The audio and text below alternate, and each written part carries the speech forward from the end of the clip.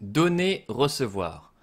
Le don est une illusion, l'énergie circule à l'infini et revient vers celui qui l'a envoyée. Je reçois ce que je crée et ainsi est la réalité.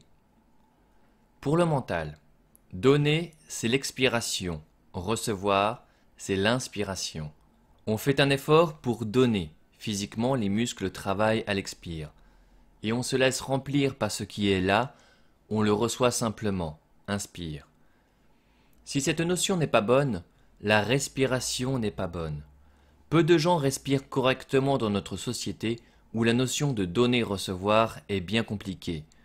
Tout le monde veut recevoir, personne ne veut donner, tout le monde finit en apnée. Le rapport défaillant au donner-recevoir génère les principales armures de notre société. Armure mentale, ce que je gagne est ce que je vaux. Armure émotionnelle, peur d'être le plus faible, de la porter et d'être abandonné par la mère et pas nourri. Et armure spirituelle, vœu de pauvreté, je n'ai pas de poids dans la société, ou je meurs si je suis spirituel. L'argent. L'argent est une manière de communiquer et une manière simple de concevoir la solidarité, donc la création collective, rien de plus. Sur la place de Noël se trouve le travail de plein de gens différents qui ont collaboré pour créer ce qu'on mange, même si on se le masque par une couche de mental, argent. Il y a bien eu une création collective faite par plein de vrais gens pour qu'on puisse boire du vin, manger du foie gras, etc. Dans un monde émotionnel, si quelqu'un a quelque chose que je veux, je m'en débarrasse et je lui prends si je suis plus fort, sinon j'oublie. Dans un monde mental, si quelqu'un a quelque chose que je veux, je fais un échange.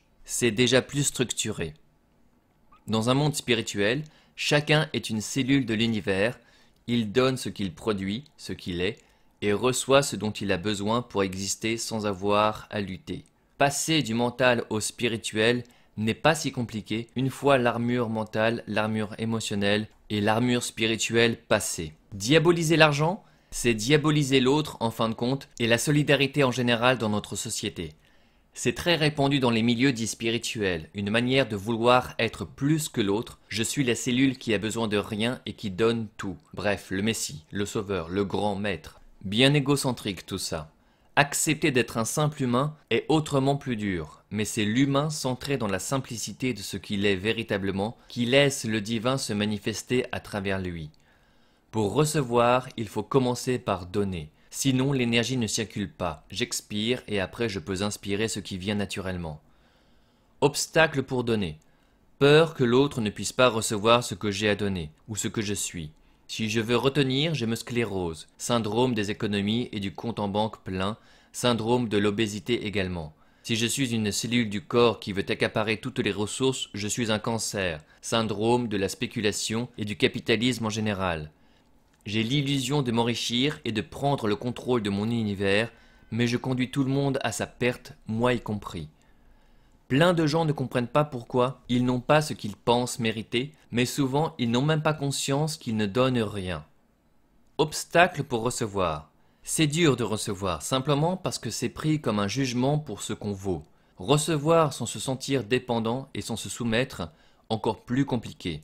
Plein de gens ont peur de recevoir pour toutes ces raisons et préfèrent n'avoir pas grand-chose. Quand on a enlevé ce masque et qu'on comprend que c'est l'univers qui donne ce dont on a besoin sous toutes les formes, on n'essaie plus de contrôler les échanges et les armures tombent.